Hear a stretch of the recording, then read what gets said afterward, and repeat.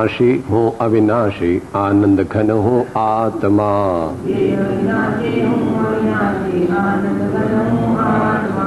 सहजानंदी शुद्ध स्वरूपी अविनाशी हूँ आत्मस्वरूप।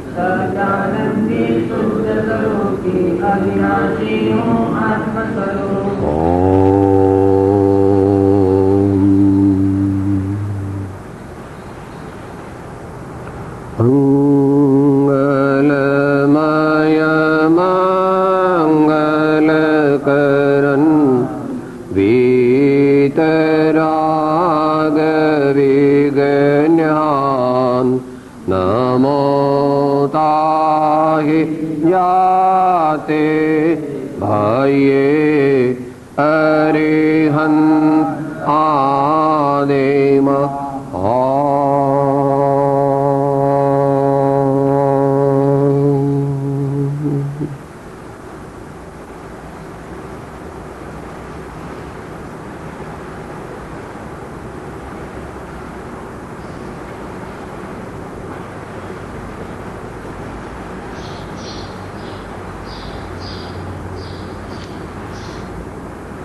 स्वाध्यायમાં પરમ અધ્યાત્મ શાસ્ત્ર શ્રી પ્રવચન સારની વિચારણા વાચના આપણે કરી રહ્યા છીએ. તે મધ્યે છેલ્લી જે ગાથા 193મી વિચારી હતી તેમાં ચાર વસ્તુ અનિત્ય છે એવો નિર્ણય કર્યો હતો, એવો નિશ્ચય કર્યો હતો. શું શું?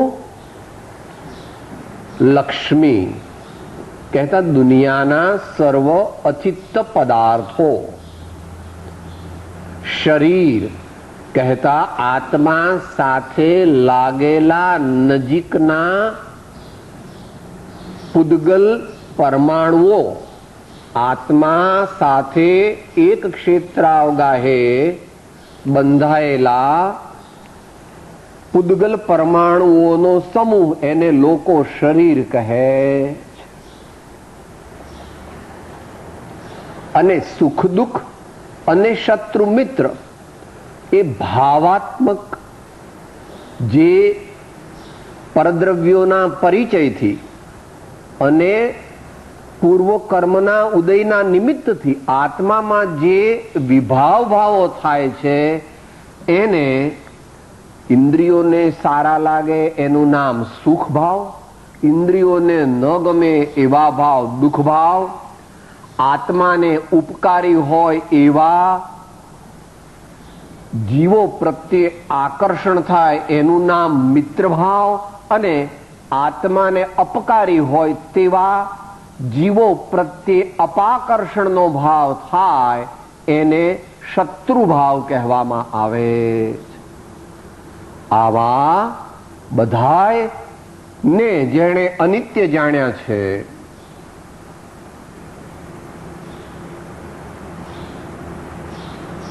જેને ખરેખર અનિત્ય જાણે અને શ્રદ્ધે તેના પ્રત્યે વિશેષ પ્રેમ રહે નહીં, એટલે રાગ રહે, એના પ્રત્યે મોહ રહે.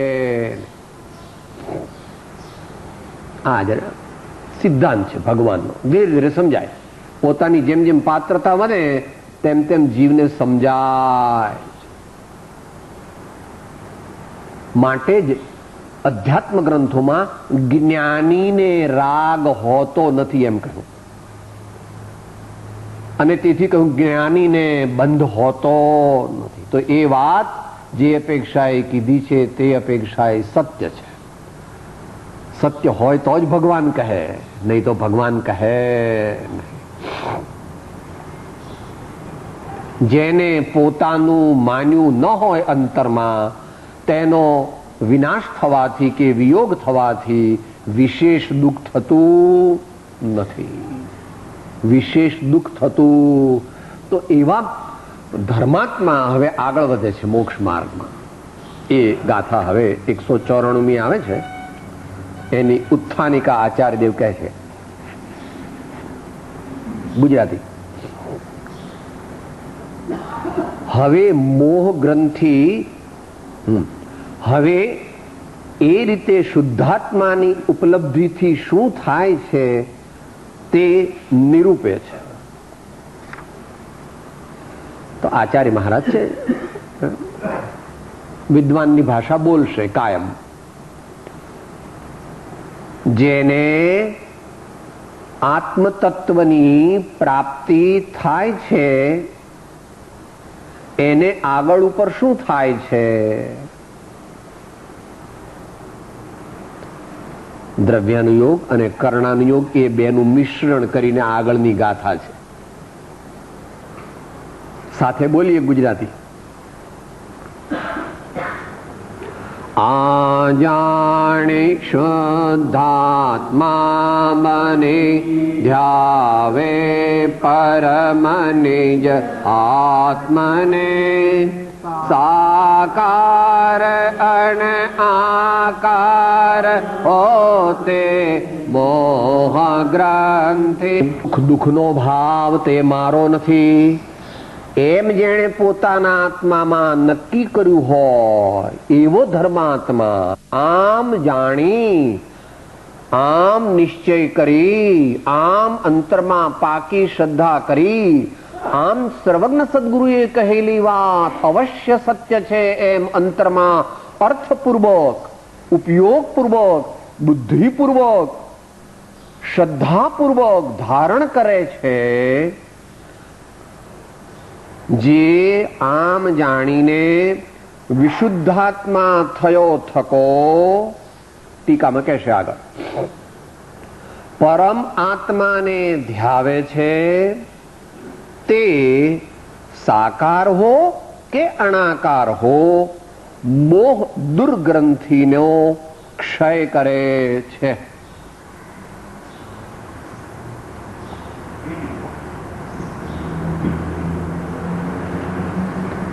આપણે ટીકાનું ગુજરાતી વાંચીએ છીએ.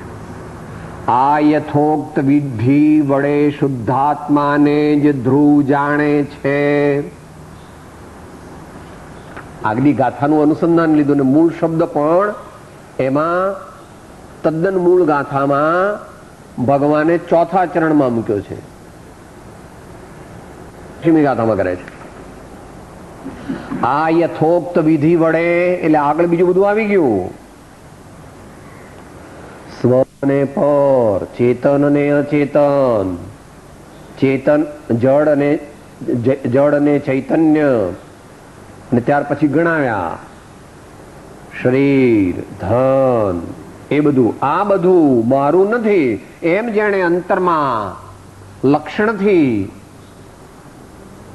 વિચાર વિવેકપૂર્વક ભગવાન અને ગુરુદેવમાં શ્રદ્ધા રાખીને, હજુ આગળ એક શબ્દ આવવાનો છે, એટલું નહીં માત્ર, એટલા માટે આગળ બીજો શબ્દ મૂકશે. વિશુદ્ધાત્મા થયો થકો, એનું આપણને એ શબ્દ સમજાવે છે. તેને તેમાં જ પ્રવૃત્તિ દ્વારા શુદ્ધાત્મત્વ હોય છે. તેથી અર્થાત તે શુદ્ધાત્મત્વની પ્રાપ્તિને લીધે અનંત શક્તિવાળા ચિન્માત્ર પરમ આત્માનું એકાગ્ર સંચેતન લક્ષણ ધ્યાન હોય છે. અને તેથી તે ધ્યાનને લીધે સાકાર ઉપયોગવાળાને કે અનાકાર ઉપયોગવાળાને બંનેને અવિશેષપણે તફાવત વિના એકાગ્ર સંચેતનની પ્રસિદ્ધિ હોવાથી અનાદિ સંસારથી બંધાયેલી અતિદ્રઢ મોહ દુર્ગ્રંથિ, મોહની દુષ્ટ ગાંઠ છૂટી જાય છે. શ્રી અમૃતચંદ્ર દેવે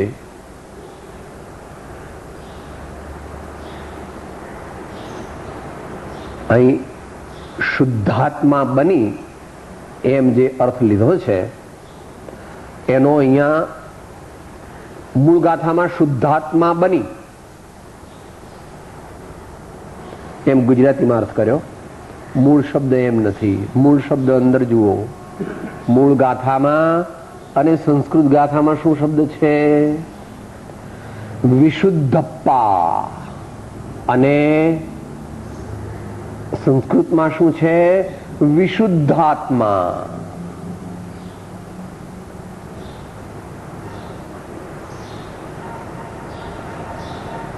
એનો અર્થ શ્રી અમૃતચંદ્ર દેવે વિશેષપણે ખોલ્યો નથી. અહીં શ્રી અમૃતચંદ્ર દેવે ખોલ્યો નથી, પણ શ્રી જયસેન આચાર્ય દેવે ખોલ્યો છે. તમારી પાસે એ ટીકામાં છે કે નહીં એ ખબર નથી. આમાં છે વિશુદ્ધપ્પા એવો શબ્દ શ્રી કુંદકુંદ ભગવાને લખ્યો કહ્યો, તેનો અર્થ શ્રીમદ જયસેન આચાર્ય દેવ કરે છે. એમાં આપી જ નથી. જયસેન આચાર્યની ટીકા જ નથી.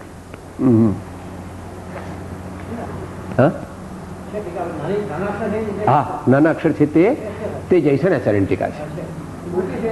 હા, એટલે 359 પાના ઉપર મોટા અક્ષરે જે શબ્દ છે લખ્યો છે, મોટો અક્ષર, હા, એમાં પહેલી જ લીટી છે. નીચે જે લાઈનની નીચે પહેલી લીટીમાં મોટો પહેલો અક્ષર વિશુદ્ધપ્પા, એનો અહીં શ્રી જયસેન આચાર્ય ભગવાન અર્થ કરે છે. શું કરે છે? ખ્યાતિ પૂજા લાભાદિ સમસ્ત મનોરથ જાલ રહિતત્વેન વિશુદ્ધાત્મા સન. સિદ્ધાંતની અપેક્ષાએ જયસેન આચાર્ય દેવે અર્થ કર્યો છે. શ્રી અમૃતચંદ્ર દેવે માત્ર અધ્યાત્મથી કરેલો છે. એમાં એમ આવી ગયું કે ભાઈ જે અધ્યાત્મ સાંભળવા આવ્યો છે એને સિદ્ધાંતનું પરિજ્ઞાન છે. અમૃતચંદ્ર દેવે માની લીધું કે તને તો સિદ્ધાંતનું જ્ઞાન હોય જ ને.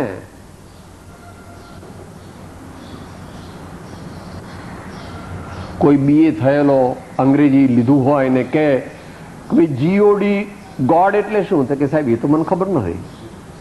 અથવા એમ કે ડીઓજી ડોગ એટલે શું, કે સાહેબ એ તો મને ખબર નથી, હું બીએ થયો છું અંગ્રેજી સાથે, પણ આવો શબ્દ મેં સાંભળ્યો તો એણે બીએ કર્યું, અંગ્રેજી સાથે બીએ કર્યું નથી. તો અહીંયા વિશુદ્ધપ્પાનો અર્થ કર્યો છે ખ્યાતિ પૂજા લાભ વગેરે સમસ્ત ઈચ્છાઓની જાળથી રહિત થયો થકો જે સાધક મુનિ કે શ્રાવક આત્મા છે તેની વાત અહીંયા મુખ્ય કરેલી છે. હવે આવી વાત સાચા સંતમાં કે મોટા મુનિમાં તો હોય જ નહીં, એમ અમૃતચંદ્ર દેવે માની લીધું. એટલે એમણે તેને તેમાં જ પ્રવૃત્તિ દ્વારા શુદ્ધાત્મત્વ હોય છે, તેથી અર્થાત તે શુદ્ધાત્મત્વની પ્રાપ્તિને લીધે અનંત શક્તિવાળા ચિન્માત્ર પરમાત્માનું એકાગ્ર સંચેતન લક્ષણ ધ્યાન હોય છે.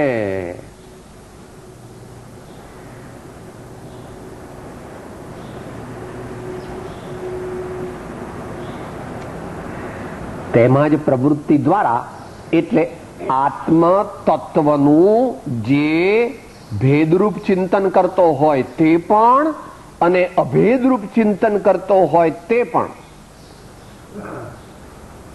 વાંચો, તેને તેમાં જ પ્રવૃત્તિ દ્વારા શુદ્ધાત્મત્વ હોય છે. એમ શ્રી અમૃતચંદ્રાચાર્ય દેવ વિશુદ્ધપ્પાનો અર્થ કરે છે. એટલે અધ્યાત્મ સાધનાની મુખ્યતાથી કરે. શ્રી જયસેન આચાર્ય દેવ સિદ્ધાંતની મુખ્યતાથી કરે છે. કારણ કે આ વ્યાખ્યા સર્વાર્થ સિદ્ધિમાં પૂજ્યપાદ ભગવાને પણ વિશુદ્ધિની લીધેલી છે. કોઈ કે આ જયસેન આચાર્યની સાચી કે અમૃતચંદ્રની સાચી, બંનેની એક જ છે પ્રભુ. હું એમએ થયો એમ કોઈ કે કીધું તો પછી એને આપણે પૂછીએ છીએ કે ભાઈ તમે બીએ થયા હતા, તમે બીએ થયેલા છો? અરે ભાઈ જે એમએ થયેલો છે એ બીએ થયેલો જ છે, નહીં તો એમએ કેવી રીતે થાય? અમૃતચંદ્ર દેવે માની લીધું છે કે આ જે જીવ છે જેને હમણાં જ મોહ ગ્રંથિ ભેદાવાની છે એવો મહામુમુક્ષુ તે એટલે એણે શું કર્યું છે? ખ્યાતિ, લાભ, પૂજા આદિ સર્વ પ્રકારના કહેવાતા સુખરૂપ ભાવો મારા છે એવું માન્યો. આપણે વાત થઈ ગઈ હતી. 5 કણનો મોહ જેણે છોડ્યો હોય તેને જ આ પ્રવચનસાર પરિણમે, નહીં તો ન પરિણમે. તો મોટા પુરુષો માટે છે. ઉત્તમ મુમુક્ષુઓ જ એને ગ્રહણ કરી શકે. તો કે છે આપણે કેમ વાંચીએ છીએ? આપણામાંથી જે ઉત્તમ મુમુક્ષુ હોય તે થોડું થોડું ગ્રહણ કરે, મધ્યમ મુમુક્ષુ હોય તે આનો લક્ષ્ય રાખીને ઉત્તમ મુમુક્ષુ થવાનો પ્રયત્ન કરે. બે વસ્તુ હોય, ભાવનારૂપ પણ વસ્તુ હોય છે. આપણે ગઈ વખત લઈ લીધું છે, બરાબર ને? આપણે અહીંયા દૈનિક ભક્તિક્રમ રાખ્યો છે, એમાં આપણે અપૂર્વ અવસર જે છે એ ભાવનારૂપ છે. આલોચનાનો પાઠ બોલીએ છીએ, એ બધો આપણે પાડતા નથી, ભાવનારૂપ છે. ગઈકાલે ગુરુની સ્તુતિ બોલ્યા હતા, એમાં ગુરુ તો આપણને આ ભાવમાં મળવાના નથી, તો શા માટે બોલવી? કે આવા ગુરુ સર્વોત્તમ છે, આવા ગુરુ સર્વોત્તમ છે. જ્યારે હું દીક્ષા લઈશ ત્યારે આવા ગુરુ પાસે લેવાનો મારો ભાવ છે, એમ અંતરમાં ભાવના કરે. જો મારું ભાગ્ય હોય તો, ન પણ હોય તો એનાથી કંઈક ન્યૂન. એવું કેમ કહો છો?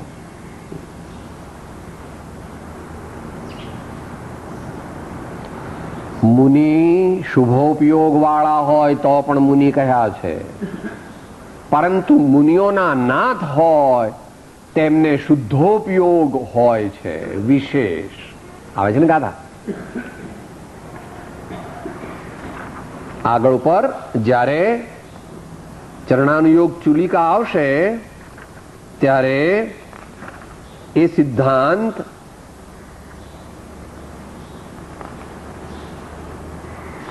ગાથા રૂપે પણ આચાર્ય મહારાજ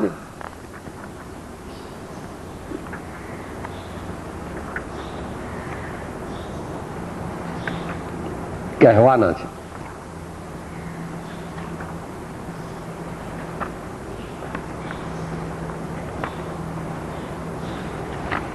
ગાથાનો નંબર તો યાદ નથી.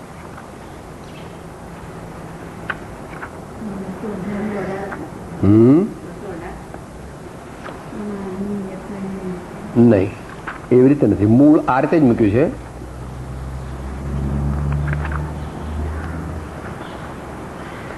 મુનિ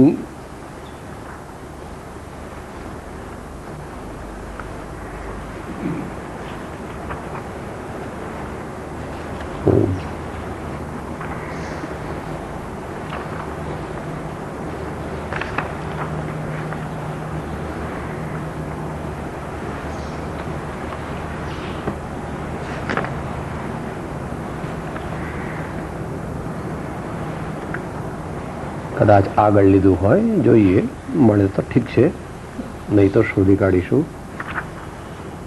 હા, ગાથા 245. ગાથા 245. તારા પ્રશ્નનો જવાબ. તે કીધું સાહેબ એવા મુનિ ન મળે તો હું દીક્ષા ન લઉં. એવું નથી પ્રભુ, બધા મુનિરાજ સરખા ન હોય.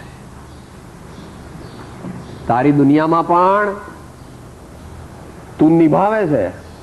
ભાઈ તમારે માં દીકરા 3 છે, એમાં 2 કમાવું વધારે છે અને 1 ઓછું કમાય, તો ઓછું કમાવા વાળાને તમે ખવડાવતા નથી કે ખવડાવો છો? માં બોલો, ઓછું કમાય છે એ દીકરાને ભૂખ્યો રાખો છો? સાહેબ એવું કરાય? કમાય ન કમાય પણ દીકરા તો બધા હરખા આપણે. એટલે એ મુનિરાજ જે છે તે મુનિરાજ છે. હા, એટલી જે મિનિમમ રિક્વાયરમેન્ટ છે તેટલી હોવી જોઈએ, પણ મિનિમમ રિક્વાયરમેન્ટ ફૂલફિલ કર્યા પછી અનેક ગ્રેડેશન્સ એમાં હોઈ શકે. મળી ગયું? શુદ્ધોપયોગી શ્રમણ છે, શુભયુક્ત પણ શાસ્ત્રે કહ્યા, શુદ્ધોપયોગી છે નિરાશ્રવ શેષ શાસ્ત્રવ જાણવા.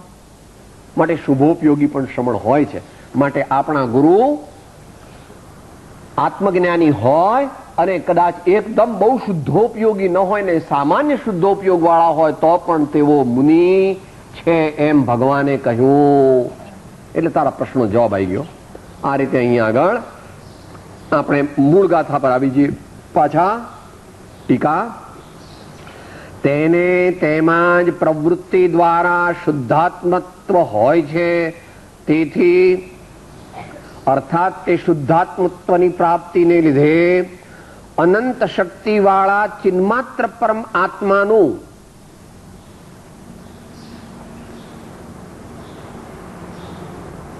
અહીંયા આગળ અનંત શક્તિ વાળા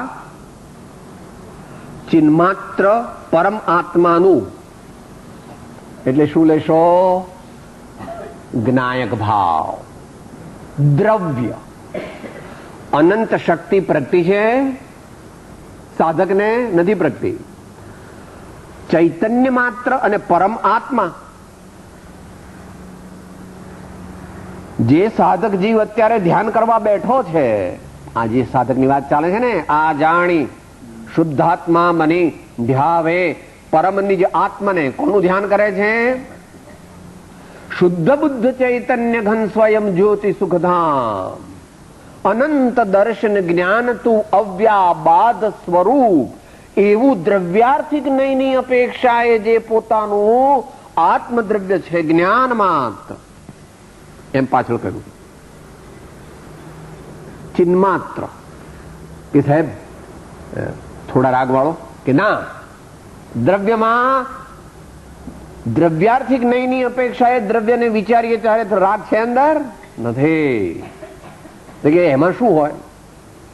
જેવો સિદ્ધનો આત્મા તેવો સર્વજીવનો આત્મા દ્રવ્યાર્થિક નયની અપેક્ષાએ છે એવો સદગુરુ દ્વારા જાણીને એનો લક્ષ્ય કરવાનો ઉદ્યમ કરે છે. એટલે એનું ધ્યાન કરવાનો. હવે આગળ શબ્દ આવે છે એકાગ્ર સંચેતન લક્ષણ ધ્યાન હોય છે.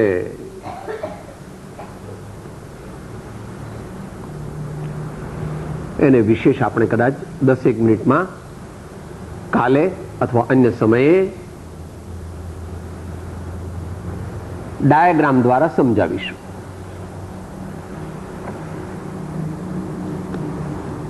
વિચાર વિચારકની દ્રષ્ટિ કરે છે ને લક્ષ્ય કરે છે. આ વિચારક છે. વિચારક એટલે શુદ્ધાત્મા. વિચારક એટલે અહીંયા આગળ દ્રવ્ય, આત્મ દ્રવ્ય અને વિચાર જે ઉપજ્યો તે પર્યાય. વિચાર જે ઉપજ્યો તે પર્યાય. તો એ આમ અત્યાર સુધી ભગવાનનું ધ્યાન કરતા હતા, 12 ભાવના કરતા હતા, 4 ભાવના કરે છે, કર્મ સિદ્ધાંતનું ચિંતન કરે છે. પણ હવે યુટર્ન લીધો, આત્માના ઉપયોગે યુટર્ન લીધો અને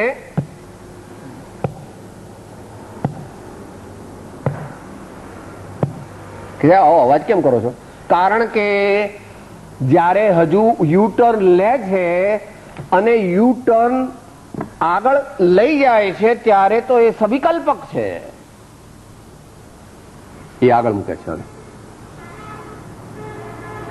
એકાગ્ર સંચેતન લક્ષણ ધ્યાન હોય છે.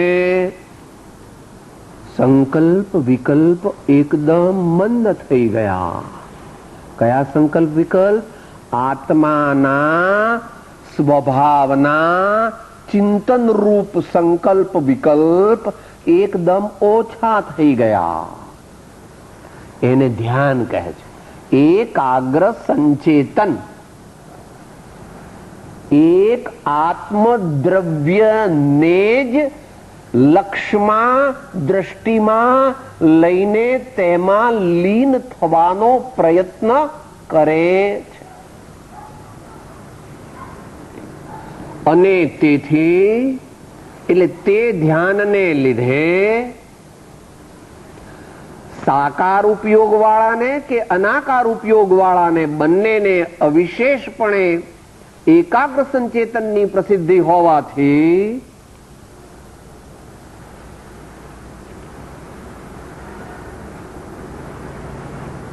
સાકાર ઉપયોગ એટલે સવિકલ્પક અને નિરાકાર એટલે નિર્વિકલ્પક એમ સામાન્ય અર્થ કરવો. શાસ્ત્રીય અર્થ 3 કરેલા છે જયસેન આચાર્ય દેવે. શ્રી જયસેન આચાર્ય દેવે 3 અર્થ કરેલા છે. તમારે ત્યાં આગળ છે ને એમાં વાંચો.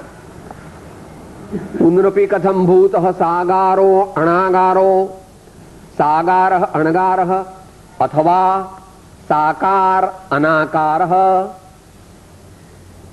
મળ્યું ને ભાઈ?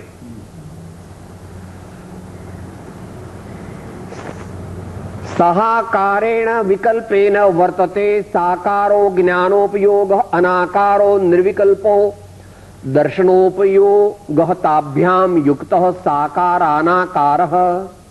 અહીંયા આવો અર્થ કર્યો છે તન્મયપણે. જ્ઞાન દર્શનને જોડી દીધા. ખરેખર તો દર્શનોપયોગ કઈ છદ્મસ્થના જીવમાં આવી શકે, છદ્મસ્થ એનો ખ્યાલ કરી શકે નહીં. જ્યારે છદ્મસ્થને ખ્યાલ આવે ત્યારે જ્ઞાનોપયોગ જ હોય.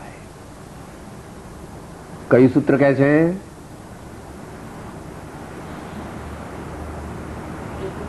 તત્વાર સૂત્ર.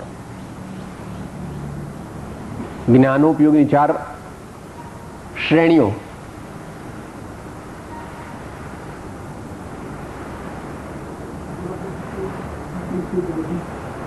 અવગ્રહ, ઇહા, અવાય ને ધારણા. અવગ્રહ, ઇહા, અવાય અને ધારણા એમ 4 પ્રકારે શ્રેણી છે જ્ઞાનોપયોગની. અને કે સાહેબ દર્શનોપયોગ કયો? કે દર્શનોપયોગ તો કેવળી ગમ્ય છે. કે એટલે કેવી રીતે કેવળી ગમ્ય? એટલે કેવળી ગમ્ય એટલે જીવનો ઉપયોગ અને જગતના પદાર્થ એ બે જે સમયે ભેગા થાય તે સમયે ચૈતન્યમાં જે પહેલા સમયે પ્રતિભાસ થાય તેને કેવળ જ્ઞાની પરમાત્મા દર્શન ઉપયોગ કહે. એવા અનંત સમય વીતે ત્યારે છદ્મસ્થ જીવને ખબર પડે કે આ છે એમ ધ્યાનમાં આવ્યું. એ તો ઈહા આવી ગઈ. અવગ્રહથી આગળ ઈહાન, પછી અવાય અને પછી ધારણા. અહીંયા આપણે એમાં જવું નથી અત્યારે, કારણ કે અહીંયા આપણો જે સમજવાનો પ્રયોજન જે છે એમાં આચાર્ય મહારાજ આગળ 2 શબ્દો વાપરે છે. બહારમાં મુનિલિંગ હોય કે ગૃહસ્થલિંગ હોય, અથવા તે ગૃહસ્થ હોય કે મુનિ હોય, બેમાંથી જે હોય તેને પણ આગળ આવે છે ને. અથવા સાકાર સવિકલ્પો ગૃહસ્થ અનાકારો નિર્વિકલ્પ તપોધન અથવા સહાકારેણ લિંગેન ચિહ્નેન વર્તતે સાકારો યતિ અનાકાર ચિહ્ન રહિતો ગૃહસ્થ. એમ કરીને 3 અર્થ કીધા છે. એને મૂળ માર્ગમાં કન્વર્ટ કરીને બોલીએ સાથે. તે 3 અભેદ પરિણામથી રે જ્યારે વર્તે તે આત્મા રૂપ મૂળ માર્ગ સાંભળો જીનનો રે. તેહ માર્ગ જીનનો પામ્યો રે કેવા પામ્યો તે નિજ સ્વરૂપ મૂળ માર્ગ સાંભળો જીનનો રે. અને એની આગળની ગાથા. જેમ આવી પ્રતીતિ જીવની રે જાણ્યો સર્વેથી ભિન્ન અસંગ મૂળ માર્ગ સાંભળો જીનનો રે. એવો સ્થિર સ્વભાવ તે ઉપજે રે નામ ચારિત્ર તે અણલિંગ મૂળ માર્ગ સાંભળો જીનનો રે. મૂળ માર્ગ સાંભળો જીનનો. એ અણલિંગ શબ્દ અહીંયાથી આવ્યો છે. અણલિંગ તો જેમ જેમ ઉત્તમ સાધક પોતાની વિચારધારાને પોતાના જ્ઞાયક ભાવ તરફ લઈ જવામાં સમર્થ થાય છે, તેમ તેમ તે મોહ ગ્રંથિની નજીક જતો જાય છે. અને પછી જ્યારે પોતે પોતાને પોતાનામાં લીન થાય છે, પોતે પોતાનો સ્પર્શ કરે છે, પોતે પોતાના આત્મદ્રવ્યને ભેટે છે, તે વખતે સ્વસંવેદન પ્રગટ થાય છે અને મોહ ગ્રંથિ છેદાઈ જાય છે. એમ આગળ કહે છે, સાકાર ઉપયોગ વાળાને કે અનાકાર ઉપયોગ વાળાને બંનેને અવિશેષપણે તફાવત વિના એકાગ્ર સંચેતનની પ્રસિદ્ધિ હોવાથી એક વિષયનું અનુભવન, નીચે લખ્યું છે ફૂટનોટમાં, એકાગ્ર સંચેતન, એક વિષયનું અનુભવન. શું થયું ત્યાં આગળ? વિચાર વિચારકમાં લીન થઈ ગયો. વિચાર ને વિચારક બે જુદા રહ્યા નહીં. વિચાર ધ્યાન કરનારો અને ધ્યેય, ધ્યાન કરનારો અને ધ્યેય બે જુદા રહ્યા, એકમેક થઈ ગયા. એકમેક થવું એ નામ અનુભવ. સ્થિરતા, એકરૂપતા, લગ્નતા, મગ્નતા, એકાગ્રતા, તલ્લીનતા, એને કે છે એકાગ્ર સંચેતનની પ્રસિદ્ધિ હોવાથી અનાદિ સંસારથી બંધાયેલી અતિ દ્રઢ મોહ ગ્રંથિ છૂટી જાય છે. આપણી સાથે, જગતના જીવો સાથે મોહ ગ્રંથિ ક્યાંથી બંધાઈ છે? અનાદિકાળથી છે. જગતના જીવો સાથે મોહ ગ્રંથિ ક્યારથી ચોંટેલી છે? અનાદિકાળથી ચોંટેલી છે. માટે એ મોહ ગ્રંથિ જે છે કેવી છે? અતિ દ્રઢ.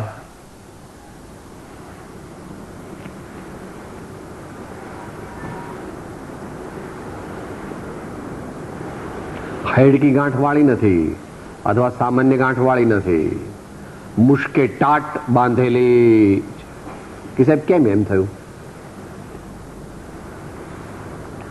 કારણ કે આ જીવે આગલા ભવોમાં અને આ ભવમાં આત્માના આત્યંતિક વિસ્મરણ પૂર્વક અને પરદ્રવ્યમાં અત્યંત આસક્તપણે કર્મબંધ કરેલો છે. વિચારો, આગલા ભાવ તો યાદ નથી, પણ આ ભાવમાં કેવા ભાવ કર્યા છે વિચારવું. બહારથી ડાઈ માનો દીકરો લાગે છે, બાકી અંદર કેવો છે? હા, એમ કાંઈ માત્ર બહારથી ડાયો ડમરો થઈને બેસી જાય તો કામ થાય એવું નથી. બંને જોઈશે. આત્મ તત્વનું પરિજ્ઞાન કરવાની સાચી ક્ષમતા, આત્મ તત્વનું પરિજ્ઞાન કરવાની સમુચ્ચય ક્ષમતા એ દ્રવ્યની અપેક્ષા. જ્યારે ધ્યાન કરવા બેઠો ત્યારે પૂરેપૂરા વીર્યને લગાવીને બેઠો છે, એ ભાવ. અને એની પ્રસિદ્ધિ કયા સંજોગમાં થાય?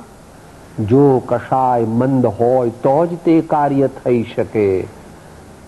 તીવ્ર કશાયના ભાવમાં રહેલો જીવ તે કાર્ય કરી શકવાની શક્તિ ધરાવતો નથી. માટે બધું ભેગું.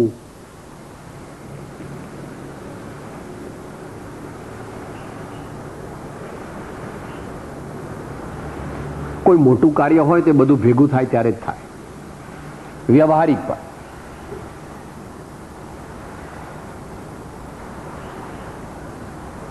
દ્રૌપદીના સ્વયંવરમાં ઉપર રાખેલી રમકડાની માછલીની આંખ વિંધવાનું કાર્ય ક્યારે થાય?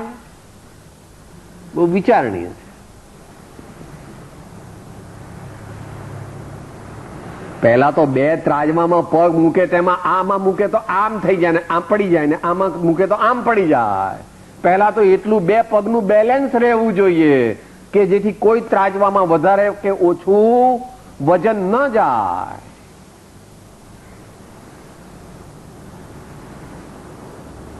આવી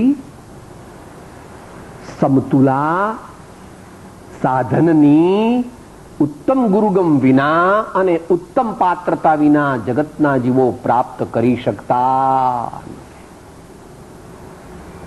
નિજ કલ્પનાથી કોટી શાસ્ત્રો માત્ર મનનો આમળો. નિજ કલ્પનાથી કોટી શાસ્ત્રો માત્ર મનનો આમળો. અથવા બીજી બાજુ પણ કે વહ સાધન બારય અનંત કિયો તદપી કછુ હાથ હજુ.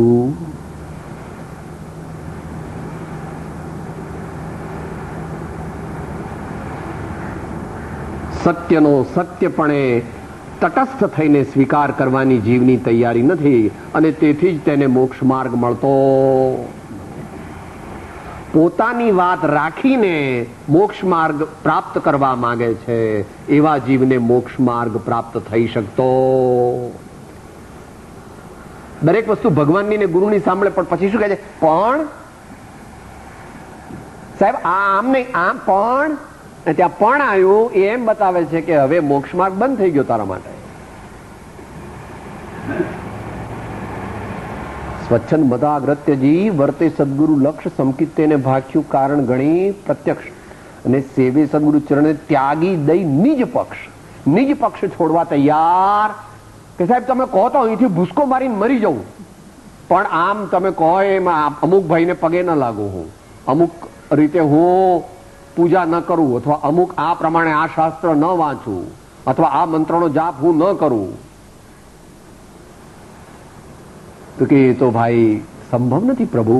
જ્યારે તારો વિચાર થાય ત્યારે તું કહેજે, અત્યારે તું તારી રીતે ચાલ, અત્યારે તું તારી રીતે.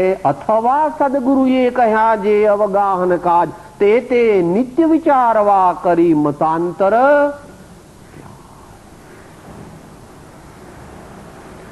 તો વિષય એ ચાલે છે કે કોઈ પણ મહાન કાર્ય અનેક ઉત્તમ સાધનોના સુભગ સમન્વયથી સિદ્ધ થાય છે. માટે બંને પલ્લામાં પગ મૂકે એવું મોટું બાણ ચડાવે, અંદર નીચે ચોખ્ખા પાણીમાં માછલીનું પ્રતિબિંબ છે તે પાછી ફરતી માછલી તે બરાબર અવલોકે અને એ ક્યાં આગળ પહોંચશે ત્યારે મારું બાણ ક્યાં પહોંચશે ને એની જમણી આંખ ક્યાં હશે એ વિંધાશે. એમ જ્યારે પ્રોપર કેલ્ક્યુલેશન કરીને બાણ છોડે, આટલા બધાય જ્યારે કારણો આવીને મળે ત્યારે એક માછલીની આંખ વિંધાવાનું કાર્ય સિદ્ધ થાય છે. માટે ત્યાં ન્યાય શાસ્ત્રને લાવવું પડે છે. કોઈ એક સાધનથી કે કોઈ એક કારણથી કાર્ય થતું નથી. બધા કારણોના સુભગ સમન્વયથી જ્યારે એવી અદ્ભુત દશા પ્રગટાવે ત્યારે કાર્યની સિદ્ધિ થાય. અતિ દ્રઢ મોહ દુર્ગ્રંથિ એમ શબ્દ વાપર્યો છે. દુષ્ટ મોહ ગ્રંથિ એમ એનો અર્થ થાય છે. દુષ્ટ કારણ કે અનંત સંસાર રખડાવવામાં કોણ કારણ છે? નિમિત્ત આ મોહરૂપી દુષ્ટ ગ્રંથિ છે. જીવને અનંત સંસાર રખડાવે છે.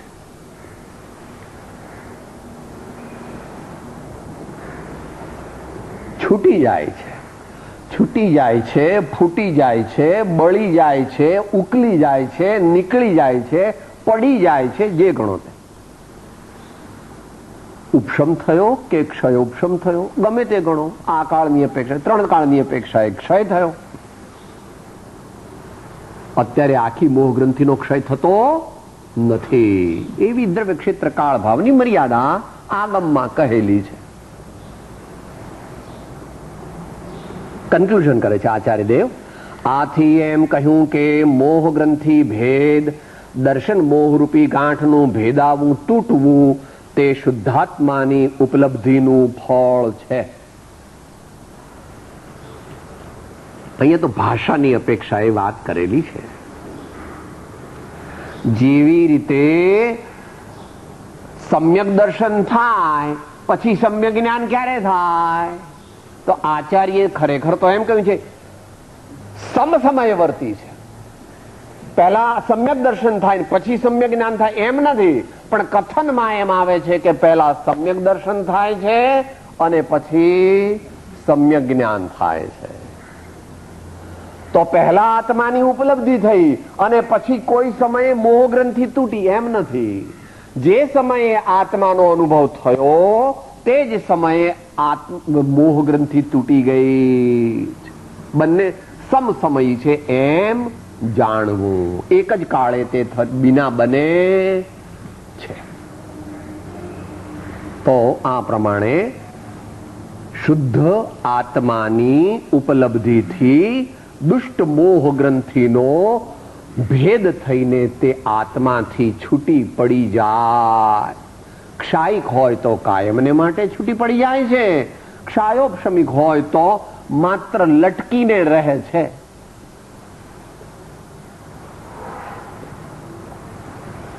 ઔપશમિક તો માત્ર એન્ટ્રી પૂરતી જ છે, એટલે એની કઈ ચર્ચા નથી. ક્ષાયોપશમિક હોય તો શું થાય? તો કે સાહેબ એક દાખલો બન્યો તો વિચારવા જેવો છે. ઉત્તરાયણના દિવસો હતા. એક ઓળખીતા ડાક્ટર હતા. મણિનગરના જવાહર ચોક વાળા રોડ પરથી પસાર થઈ રહ્યા હતા અને કઈ ઓળખીતા દર્દીની વિઝિટ આવી એટલે સ્કૂટર લઈને જતા હતા. એમાં કોઈએ પેલો તાજો માંજો કર્યો હશે, એ અહીંયા આમ આવી ગયો, અહીંયા આગળ આવી ગયો અને સ્કૂટર પણ ચાલે, પેલી દોરી પણ સરસરાટ ચાલે. નાક પટ દઈને કપાઈ ગયું. નાક એટલે આખું નાક નહીં, નાકનું આગળના ભાગનું ટેરવું. કેટલું કપાયું? આખું કપાઈ ગયું, પણ ચામડી એકલી રહી ગઈ. ચામડી આમ લટકે, ચામડી આમ લટકે. બિચારા એકદમ આજુબાજુના માણસો ભેગા થઈ ગયા, એમને ફટ દઈને બ્રેક મારી, ઉભી તો રહી ગઈ. લોહી નીકળવા માંડ્યું, આમ મૂકી દીધો અને સીધા પહોંચ્યા પ્લાસ્ટિક સર્જન પાસે. પ્લાસ્ટિક સર્જન પાસે ડાક્ટર હતા એટલે આમ તો પેલા ડાક્ટરને પણ રજાનો દિવસ, પણ હવે ડાક્ટરને ના ન કહેવાય એટલે તરત આવી ગયા અને કહે છે ભાઈ તમે ટાઈમસર આવ્યા, બચી ગયા. હવે નાક તો બરાબર હું કરી દઉં, વાંધો આવશે. ક્ષયોપશમ જ્ઞાન થાય ત્યારે મોહ ગ્રંથિ કેટલી બાકી રહે? જરાક લટકીને રહે. એ કઈ પછી વધારે કામ બહુ કરી શકે?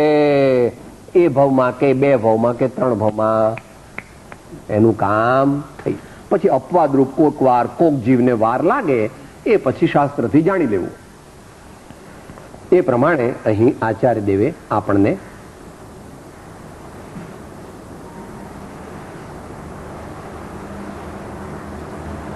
મોહ ગ્રંથિનો ભેદ કેવી રીતે થાય છે એ કહ્યું. આગલી ગાથા બોલી અને પછી સમાપ્તિ કરીએ. ગાથા 195 ની ઉત્થાનિકા. હવે મોહ ગ્રંથિ ભેદાવાથી શું થાય છે તે કહે છે. વિચારવા જેવું છે. કોક વાર આચાર્યની વાત કરીએ છીએ ને ત્યારે મનમાં વિકલ્પ થાય છે. મોટા બેરિસ્ટર પોતાનો કેસ પુરવાર કરવા માટે એક પછી એક આર્ગ્યુમેન્ટ કરીને પોતાનો કેસ સાબિત કરી દે. અહીંયા શ્રીમદ ભગવદ કુંદકુંદ ની આજ્ઞાથી શ્રીમદ ભગવત અમૃતચંદ્ર દેવ અને શ્રીમદ ભગવત જયસેન આચાર્ય દેવ વર્ધમાન સ્વામીના જ્ઞાનમાં જે જણાણું હતું ને કુંદકુંદ સ્વામીએ જે કીધું તે એક પછી એક કેવી રીતે સત્ય છે તે અહીં પુરવાર કરે છે. વિચારો. ગાથા સાથે બોલીએ. 195.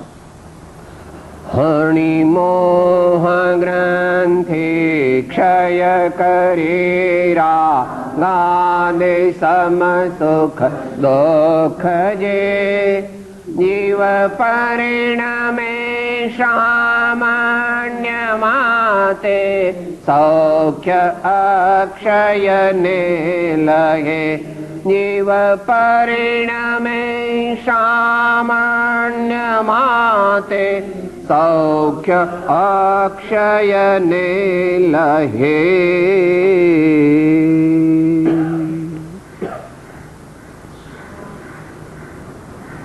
શબ્દાર્થ વાંચી જઈએ. જે મોહ ગ્રંથિને નષ્ટ કરી, એટલે અહીંયા આગળ દર્શન મોહની મુખ્યતાથી અર્થ લેવો. પહેલા શબ્દમાં રાગ દ્વેષનો ક્ષય કરી, એટલે 5મું 6ઠું 7મું 8મું 9મું 10મું 11મું પૂરું કરીને 12મે પહોંચી ગયા. રાગ દ્વેષનો ક્ષય કરી, સમસુખ દુઃખ થયો થકો, ત્યાં ચરણાનુયોગ પણ લાવ્યા. ત્યાં ચરણાનુયોગ પણ લાવ્યા. કારણ કે મુનિ દશા ઘણો વખત ચાલે છે. મુનિ દશા ઘણો વખત ચાલે છે. ઘણો વખત એટલે કેવળ જ્ઞાનની અપેક્ષાએ અને સામાન્ય રીતે આપણી અપેક્ષાએ પણ ઘણો વખત એમ સમજવું. શ્રી ભરત ચક્રવર્તી અલ્પકાળના મુનિપણાથી મોક્ષ પામ્યા અથવા કોઈ આમનાય ભેદે એકદમ મોક્ષ પામ્યા એમ કહે છે તે અપવાદ માર્ગ જાણવો. આપણે બધાને મોક્ષ ક્યારે કેવી રીતે પ્રગટ થશે? કેમ દીર્ઘકાળ સુધી યથાર્થ બોધનો પરિચય થયો તો દુષ્ટ મોહ ગ્રંથિનો છેદ થવાથી નિશ્ચય સંકિત પ્રગટ્યું, એમ દીર્ઘકાળ સુધી મુનિપણામાં રહીને રાગ દ્વેષનું મર્દન કરીને જ્યારે એનો ક્ષય કરશે ત્યારે ચારિત્ર મોહ સંપૂર્ણ નાશ પામશે અને કેવળ જ્ઞાન પ્રગટ થશે. એટલે યથાખ્યાત ચારિત્ર અને કેવળ જ્ઞાન પ્રગટ થશે. માટે કર્ણાનુયોગમાં એવું કથન આવે છે કે 6 થી 7 અને 7 થી 6 એમ મુનિ મહારાજ કરોડો વાર નહીં, અબજો વાર નહીં, અસંખ્યાત વાર ઝૂલે છે. એ કોણ જાણે છે? કેવળ જ્ઞાની જાણે છે. કેવી રીતે? કર્ણાનુયોગની અપેક્ષા. પણ ચરણાનુયોગની અપેક્ષા મુનિ સ્વયં પણ જાણે છે. એટલું પરફેક્ટલી ન જાણી શકે. મુનિ સ્વયં પણ 7મે હોય 6 આવી જાય, પાછા 7મે જતા રહે, પાછા 6 આવી જાય, પાછા 7મે જતા રહે, પાછા 6 આવી જાય.